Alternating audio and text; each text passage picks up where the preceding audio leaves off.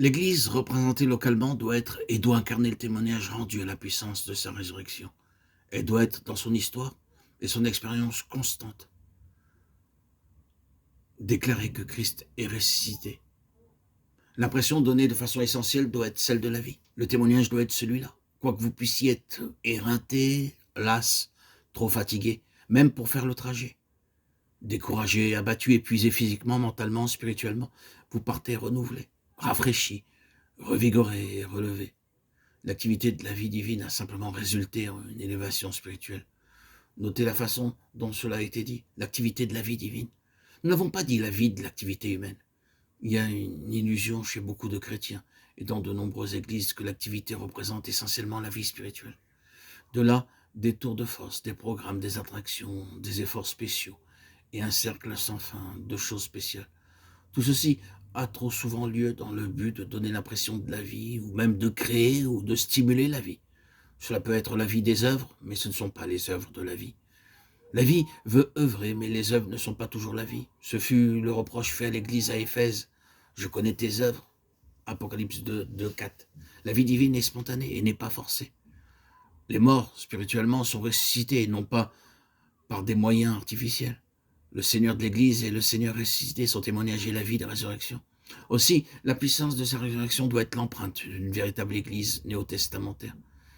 Si souvent nous citons les paroles même de notre Seigneur presque comme une formule. Là où 2 ou 3 sont assemblés en mon nom, je suis au milieu d'eux. En même temps, l'atmosphère peut être lourde, manquant d'inspiration et privée d'exercice du ministère de la vie divine. Est-ce que ceci est réellement compatible avec la présence du Seigneur ressuscité?